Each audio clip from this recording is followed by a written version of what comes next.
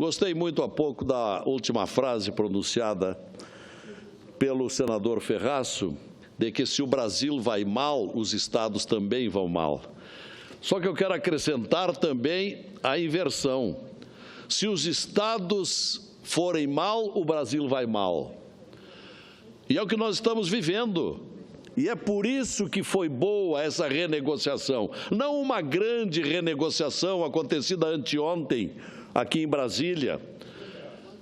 Ela não resolveu e não vai resolver os grandes problemas dos estados que estão à míngua. Vai apenas dar um alívio, como vai acontecer com o Rio Grande do Sul. Então, os estados, nestas circunstâncias, precisam ser socorridos, porque são os estados que sustentam a União. A União é uma abstração. Os estados são concretos. É lá onde se trabalha, é lá onde se recolhe impostos. É verdade que Brasília recolhe muito imposto de renda, mas Brasília recebe muito dinheiro de fora. Brasília é sustentada pelos estados, porque Brasília produz pouco, quase nada, a não ser o imposto de renda. Nós sabemos, senhor presidente, a situação difícil porque passa a maioria, não todos, a maioria dos estados brasileiros, por causa das dívidas acumuladas que inviabilizam a capacidade de investimento e até mesmo a manutenção desses entes federados, como é o Rio Grande do Sul, quase inviabilizado, sem poder pagar até mesmo em dia o salário dos seus funcionários, com despesas altas e receitas em declínio em situações dramáticas, como o Rio de Janeiro, como o Rio Grande do Sul, como Sergipe, como Minas Gerais, também São Paulo está em dificuldades. É verdade que alguns estados souberam resolver, como disse aqui há pouco o senador Ferraço, capixaba. O estado do Espírito Santo já teve crises, mas atualmente está em condição bem razoável, bem satisfatória. Agora, nem por isso nós vamos penalizar os estados que estão à míngua, como é o meu Rio Grande do Sul, que não teve a mesma eficiência de outros estados durante os últimos anos. Eu quero lembrar que o Rio Grande do Sul foi um estado muito rico, foi celeiro de alimentos por décadas, principalmente na década de 50 e 60, lugar que hoje entregou para o Mato Grosso do Sul, Goiás. Nós estamos nos voltando para outras atividades, também com a produção primária, mas também com a produção metalmecânica, com a produção moveleira, com a produção de fumo, enfim, produção de calçados, que já foi grande do Rio Grande do Sul, e que, em razão da adversidade chinesa, hoje estamos em dificuldades nesse setor onde foi grandioso. Agora, nem por isso vamos deixar um estado que ajudou o país até poucos anos, vamos deixá-lo agora quase falido. Por isso saudamos esta solução. É uma solução provisória da renegociação que foi encontrada anteontem, com a presença de todos os governadores aqui, junto com o presidente da República. A dívida é o fator de desestabilização desses estados em dificuldades. Se entre 1970 e 98, quando foi renegociada a dívida gaúcha, cresceu 27 vezes, e recentemente todos os limites foram ultrapassados e a situação agravou-se. Quando houve o acordo em 98, senhor presidente Elmano Ferrer, o Rio Grande do Sul devia 9 bilhões de reais. Já pagamos 24 bilhões e estamos devendo 51 bilhões de reais. Grande parte por que isso? Por causa dos juros escorchantes, penosos, asfixiantes da União, que deveria ser a mãe, ajudando seus filhos, seus filhotes, os estados federados, mas a União que tem sido uma madrasta malvada, que recolhe 65% dos tributos e distribui migalhas para os estados. A dívida pública gaúcha é uma das maiores do país presentemente? É. Mas o Rio Grande do Sul, exatamente por um dos 5 estados sustentadores da União, ao lado de São Paulo, Rio, Minas, Paraná, já ajudou muito o país. Agora está precisando de uma retribuição. E é isto que o governador Sartori veio aqui buscar. Todos os meses vem faltando 400 milhões de reais ao Rio Grande do Sul a cada mês para fechar as contas a pagar. Isto faz com que o Estado feche o ano com alarmantes déficits. E a situação é por isso tão dramática que cada gaúcho hoje, presidente Elmano Ferreira, cada gaúcho já nasce devendo R$ 4.400, que não tem nada a ver com o que fizeram os governantes do passado, alguns deles imprevidentes, outros muito mal sucedidos, que não vem agora ao caso nominar, particularizar. Passou, tem que olhar para frente. Não é olhando para o retrovisor que nós vamos resolver os problemas do Rio Grande do Sul. Sabemos que a culpa, então, não recai a todos os gaúchos, tanto quanto não recai apenas à União. Houve más gestões, sim, houve. Agora, eu volto a insistir, os pesados indexadores que a União vem impondo, corrigindo de maneira cruel a dívida dos estados, e principalmente a do Rio Grande do Sul, é responsável por isso que está acontecendo. Por isso eu disse há pouco que esta situação calamitosa sirva de alerta para que se trate com seriedade e urgência aquilo que vem sendo protelado há tantas décadas, o Pacto Federativo. Porque, afinal de contas, a Constituição diz: o Brasil é uma república constituída de estados com autonomia administrativa. Agora, como fazer autonomia administrativa se não tem os recursos? Sem recursos não é possível gerir um estado. É preciso trabalhar, que é o que estamos nós gaúchos fazendo, de modo a equilibrar o orçamento, a folha de pagamento, que é o grande problema do meu estado, cresceu de forma exponencial nos últimos anos.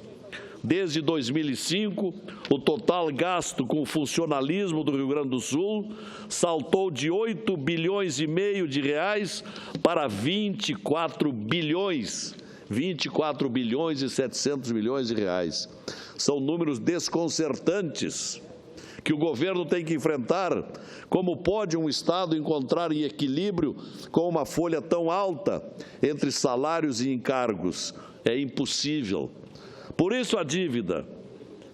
O Rio Grande do Sul gasta 75,5% da receita. Repito aos nossos brasileiros que nos acompanham pela TV Senado, o Rio Grande do Sul gasta 75,5% da receita com a folha, incluindo servidores ativos e aposentados e pensionistas. Há servidores públicos se aposentando com menos de 50 anos. Por isso, embora as adversidades sindicais, mas precisamos encarar com realismo esta reforma previdenciária que se impõe. No Rio Grande do Sul tem milhares de funcionários aposentados com menos de 50 anos de idade. E hoje em dia, com a longevidade propiciada pelos modernismos, pessoas que se aposentam com 48 anos e vivem até os 80. Isto é, vivem mais recebendo aposentadoria, mais anos de aposentadoria do que tempo de contribuição. Isto é ilógico, isto é irracional. Portanto, uma ação conjunta entre governo federal e estados como um primeiro passo para discutirmos o Pacto Federativo. É a grande urgência do Brasil. O chamamento dos governadores a Brasília anteontem foi um primeiro passo, um passo pequeno para encontrarmos uma solução parcial por enquanto, mas racional, para estancar a dolorosa sangria e, ao mesmo tempo, para abrir possibilidades reais a esta reforma federativa, tão comentada e nunca saída do papel. Não se pergunte por que o Rio Grande do Sul chegou ao caos econômico e financeiro de hoje.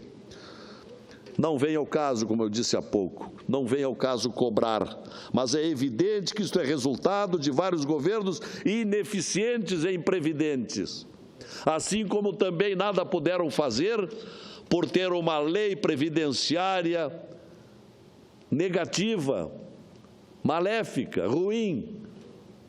Não cabia ao Estado fazer uma reforma previdenciária que não viesse de cima. Mas agora, se não ajudar estados como o do Rio Grande do Sul, a coisa fica pior. Então, foi bem-vinda a ajuda, que não resolve, como eu disse, apenas alivia.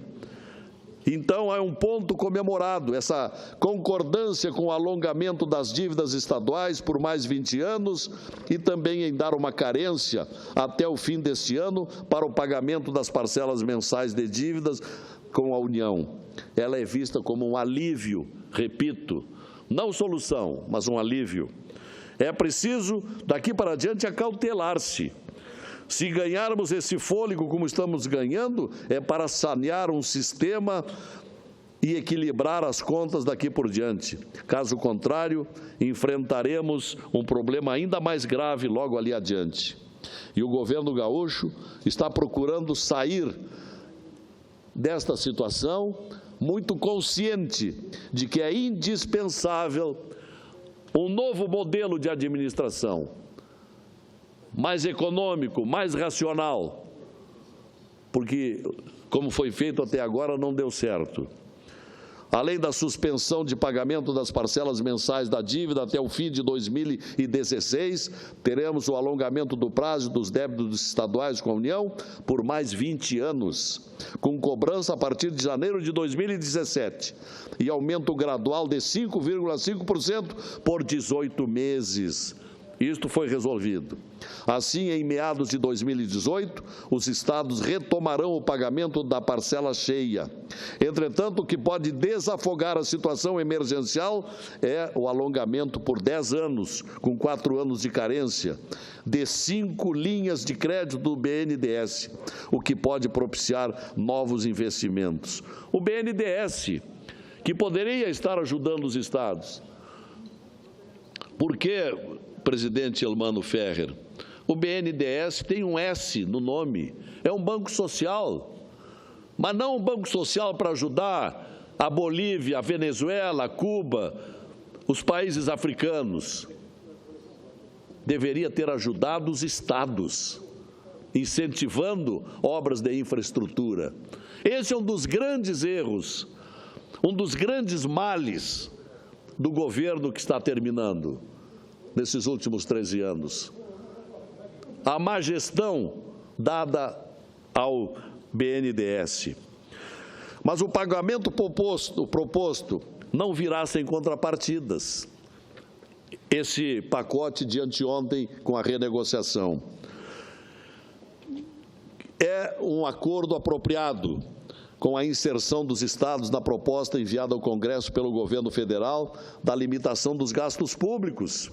É um item muito bem-vindo e necessário. As despesas não poderão mais crescer além da inflação do ano anterior, uma medida que pode trazer, evidentemente, ganhos enormes na racionalidade de gastos. Isso será primordial para conter o inchaço do governo. O Rio Grande do Sul, em especial, precisa limitar suas despesas, como precisa ir além, evitar novos gastos e desembaraçar-se de um passivo estatal que recai sobre os ombros de todos os gaúchos, a manutenção de empresas públicas subsidiadas pelos tributos pagos pela população. É o que está procurando fazer o governador Sartori. A limitação dos gastos do Estado com a criação do teto, o que também ocorrerá no plano da União, ajudará a evitar distorções como aquelas que vemos hoje no Rio Grande do Sul. Já se gasta mais, repito, com aposentadorias e pensões do que com a educação e saúde. Repito aos brasileiros que nos assistem pela TV Senado, hoje no Rio Grande do Sul se gasta mais com aposentadorias e pensões do que se gasta com educação e saúde. Veja que absurdo, que irracionalidade nós chegamos. O Estado é necessário como sociedade política, mas para serviços essenciais, para serviços básicos para a população. De nada adianta o governo do Sul, Rio Grande do Sul atuar em áreas que podem facilmente ser absorvidas pela iniciativa privada, mediante geração de empregos, renda, tributos, e deixar de lado as funções essenciais, onde deveria aí sim concentrar a educação, a segurança e a saúde. Esse é o Estado que nós precisamos, o Estado federado que custa tanto acontecer e que a gente tem visto nos países adiantados de hoje. Estamos diante de um desses desafios enorme para que tenhamos correções e ganhos para as futuras gerações. Enxergamos a possibilidade de rediscutir o pacto federativo com o que está acontecendo no momento desse Brasil de crises. Criar um teto de despesas federais e estaduais, equilibrar as contas públicas, assumir o compromisso em descomprimir a pressão do governo sobre a população que paga pesados impostos para receber serviços que estão muito aquém do devido.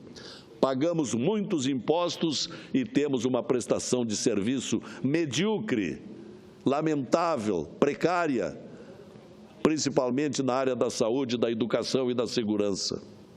O Rio Grande do Sul, que tenho a honra de representar nesta casa, possui uma chance com esta negociação de agora para tentar a reabilitação. Há muito custo, sabemos disso, mas precisamos abraçar essa oportunidade com responsabilidade e espírito público, sabendo que nosso maior valor está nas mãos daqueles que estão lá trabalhando, produzindo em todas as áreas do nosso Estado, gerando impostos que custeiam esta pesada máquina pública em crise que é a União Federal. Com esta iniciativa e um bom gerenciamento, que esperamos ter aqui, independentemente de que partido esteja no poder. O que nos importa, o que tem prioridade é o gerenciamento. Com certeza, vamos construir um governo mais leve, um governo mais justo, um governo de despesas racionais, eficiente na prestação daqueles serviços de que tanto carecemos. Obrigado pela tolerância do tempo, senhor presidente.